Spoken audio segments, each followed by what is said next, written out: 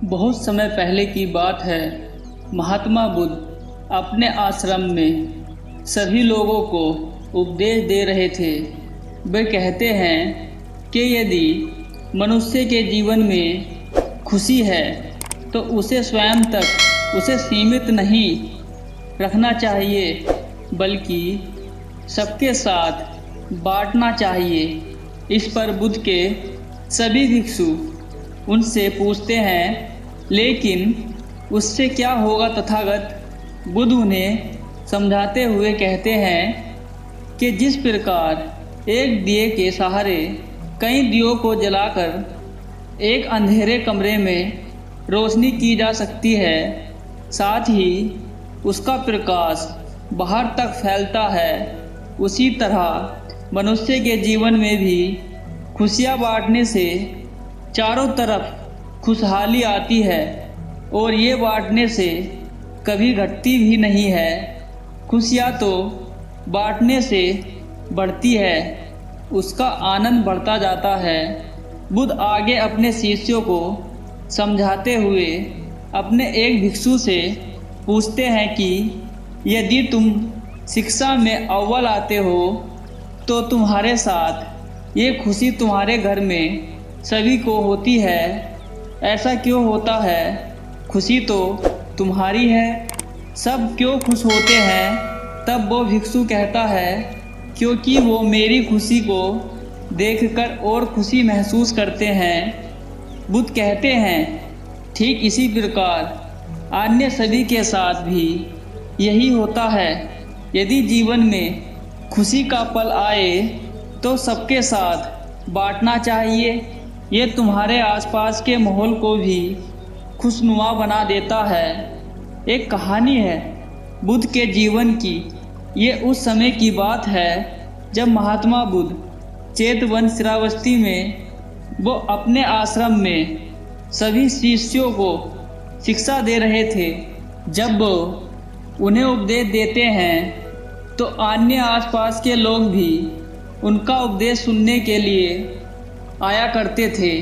उन सभी में से एक व्यक्ति ऐसा भी था जो बुद्ध से काफ़ी प्रभावित था। वो प्रतिदिन उनका उपदेश सुनने आया करता था। एक दिन उपदेश सुनने के बाद उसने बुद्ध के समक्ष ये इच्छा रखी कि वो उनका भिक्षु बनना चाहता है। बुद्ध ने कहा कि एक बौद्ध भिक्षु को संसार के हर मोहमाया से बंधनों से खुद को अलग करना पड़ता है, सब कुछ त्यागना होता है। वो व्यक्ति कहता है, मैं अपनी इच्छा से ये सब करके बौद्ध भिक्षु बनने के लिए तैयार हूँ। तब बुद्ध अपनी स्वीकृति देते हैं और वो बुद्ध के आश्रम में रुक जाता है।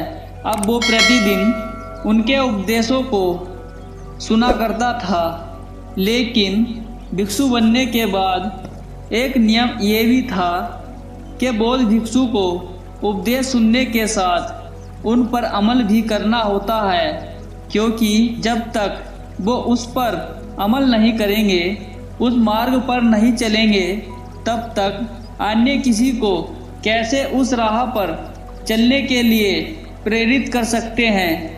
ये सब करने के बाद ही वो एक भिक्षु की श्रेणी में गिना जाता था।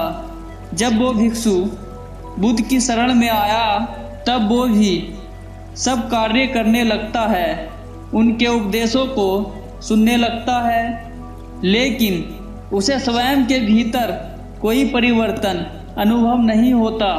दूसरे भिक्षुओं को देख उसे लगता है कि शायद वो उनकी तरह नहीं है, सही प्रकार से भिक्षु नहीं बन पाया है। तब वो स्वयं के भीतर ये खोज करने लगता है कि कमी कहाँ है। ऐसे देखते देखते उसने कुछ महीने निकाल दिए। उसे स्वयं में अभी तक कुछ परिवर्तन नहीं दिखा। तब वो खुद से तय करता है कि वो महात्मा बुद्ध से इस विषय में बात करेगा। अगले दिन जब महात्मा बुद्ध सभी को उपदेश दे रहे होते हैं, वो भी वहाँ बैठा होता है। उपदेश पूरा होने के बाद सभी भिक्षु एक एक करके जाने लगते हैं, लेकिन वो वहीं पर बैठा रहता है। उसे बैठा देख बुद्ध उससे पूछते हैं, कोई बात है वत्स? तब भिक्षु कहता है कि जी भंते, मैं आपसे कुछ पूछना चाहता हूँ। मैं पिछले कई महीनों से आपकी शरण में हूँ। प्रतिदिन आपका उपदेश सुनता हूँ, सब कार्य भी करता हूँ जो एक भिक्षु करते हैं, लेकिन फिर भी मैं एक स्वयं के भीतर मुझे वो परिवर्तन नहीं दिख रहा, ना ही कोई सुधार हुआ है। मैं जैसा पहले था अब भी वैसा हूँ। ऐसा क्यों भंते?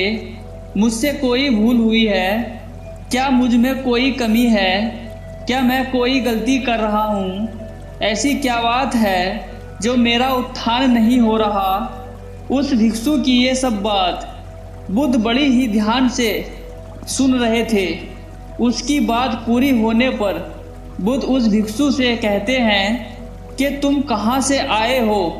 वो भिक्षु कहता है कि मैं इसी गांव का हूँ तथागत। तब बुद्ध पूछते हैं, प्रतिदिन तुम यहाँ आश्रम उपदेश सुनने कैसे आते थे? भिक्षु कहता है कि मैं पैदल चलकर आता था। तब बुद्ध कहते हैं कि जिस तरह तुम्हें यह उपदेश सुनने के लिए कदम बढ़ाना पड़ता था, ये आना जाना करना पड़ता था, ठीक उसी प्रकार केवल उपदेश सुनने से कुछ नहीं होता। तुम्हें उसे स्वयं के भीतर भी उतारना होगा, तभी तुम एक भिक्षु बन पाओगे, अन्यथा नहीं। जिस प्रकार केवल यहाँ बैठे बैठे तुम ना तो अपने घर जा सकते हो, उसी प्रकार एक भिक्षु बनने के लिए भी अपने जीवन में परिवर्तन के लिए, उत्थान के लिए हर मार्ग पर चलना होगा जिससे तुम्हारा भला होगा। तुम वो हर प्रयास करोगे जो तुम्हें एक भिक्षु बनने के लिए सहायक हो। अभी तुम्हें स्वयं के भीतर कोई बदलाव महसूस होगा। बुद्ध आगे उस भिक्षु को समझाते हुए कहते हैं, जब तुम पूरा ध्यान में रहकर इन मार्गों पर चलोगे तब स्वयं से ही एक अलग अनुभूति होगी और तब दूसरों को भी इस मार्ग पर आगे चलने के लिए प्रेरित कर सकते हैं। बस ज़रूरत है तो स्वयं से कोशिश करने की। बुद्ध की ये बातें सुनने के बाद वो भिक्षु समझ जाता है कि वो अब तक केवल सुन रहा था, किसी भी चीज़ को स्वयं के जीवन में उतार नहीं रहा था। वो अब सारी बातों को समझ चुका था कि उसे सब बातों का अनुसरण करना होगा, इस मार्ग पर चलना होगा, अमल करना होगा, तभी वो आगे बढ़ पाएगा और आगे चलकर एक बौद्ध भिक्षु बन जाता है।